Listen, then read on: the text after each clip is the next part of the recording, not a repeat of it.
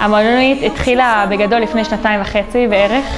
ישבנו כמה חבר'ה, חשבנו מה אנחנו רוצים לעשות בתור פרויקט בתיכון. אחד החבר'ה זרק את השם של גבעת המטוס. חיפשנו לנו מקום, איפה אנחנו יכולים לתרום, היינו קבוצה של חבר'ה, רצינו לחפש איפה אפשר לעשות שוק פורים. אנחנו נפגשים פעמיים בשבוע לשעתיים. אני חושבת שהמועדונית היא המקום היחיד בשכונה שנותן מענה גם חברתי, גם חינוכי, גם רגשי לילדים פה בשכונה. הגענו לפה פעם ראשונה, היינו בשוק, זאת אומרת, הגענו לאתר קרוואנים מוזנח, היה מקומות שהביוב היה חשוף, היה בעיות עם החשמל בלילות, היה כלבים משוטטים, זאת אומרת מקום שממש לא היה בו שום פעילות חברתית. בעיקרון הפעילות השוטפת שלנו היא רק על בסיס תרומות, אין לנו שום הכנסה קבועה, אין לנו משהו כזה, זה הכל תרומות שקיבלנו. כל פעם איזו תרומה חד פעמית מפה, תרומה משם, מנסים לגייס כל פעם תרומות, ובעצם זה מה שמחזיק את המועדונית. יש לנו פעילות של יומיים בשבוע. אז כרגע אנחנו לא מחוברים לשום גוף שמממן אותנו או שנותן לנו תקציבים בצורה קבועה. התרומה הראשונה שלנו הגיעה מבני ברית בלונדון, ארגון של יהודים יוצאי גרמניה שתורמים לכל מיני מטרות טובות. התרומה השנייה שלנו הגיעה מסניף מרכז של תנועת נוער עזרא, שהם עשו בזאר צדקה בקיץ, וחצי מההכנסות שלהם תרמו עלינו. לי אישית המועדונית גם נותנת לי מקום לעבוד עם חבר'ה, שזה דבר שאני מאוד אוהב, לעבוד עם הצוות, לעבוד עם החניכים, לעבור ביחד איתם תהליכים חינוכיים משמעותיים. וזה מקום ממש נפלא. סתם, אני חושב שזה מדהים להגיע למקום שאתה באמת יכול לגעת בילדים, שהילדים האלה נוגעים בך. כאילו, תמיד אומרים שמחנך, אז הוא גם מתחנך.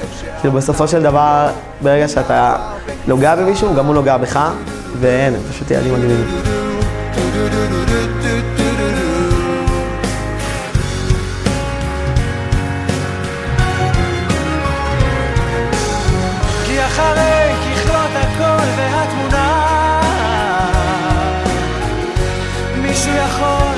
אני חיפשתי מקום שאני בעיקר אתרום בו, כי לא רציתי סתם לשבת בבית ולא לעשות כלום, וחיפשתי מקומות, ואז באו אליי עם הצעה ואמרו לי שיש את המקום הזה, פה בגבעת המטוס. פנה אלינו הצורי, הרכז הקודם, ושאל אותנו אם אנחנו נוכל לבוא להדריך במועדונית. את המועדונית נותנת לי בעיקר כיף, המון כיף, אני באמת נהנה פה מאוד.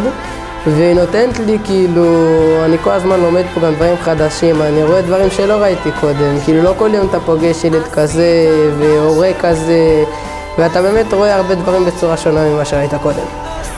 אבל היא נותנת לי המון, היא נותנת לי כיף קודם כל, והיא נותנת לי פרספקטיבה שונה על החיים, כאילו אתה מסתכל על ילדים שהם עוברים דברים אחרים ממך, ילדים שבאו מעולם שונה ממך.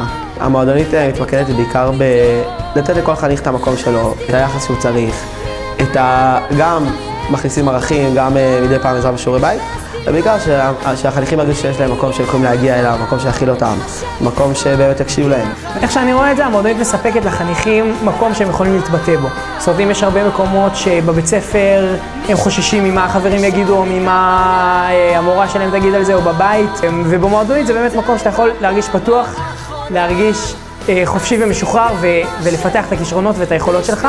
אנחנו מאוד שמים פה דגש על להקשיב למדריכים, על להעריך את המדריכים, על לעשות מה שהם אומרים, כבוד אחד לשני, אבל כל זה באווירה של חינוך בלתי פורמלי, בחיוך, בהקשבה. אנחנו באים לפה כל יום ראשון ורביעי, ואנחנו עושים פה פעילויות. יש פעילויות נורא כיפיות, ילדים נהנים. אנחנו עושים איתם שיעורי בית, אנחנו מקשיבים להם. מתי בפעם האחרונה עשית משהו בשביל מישהו? עשית משהו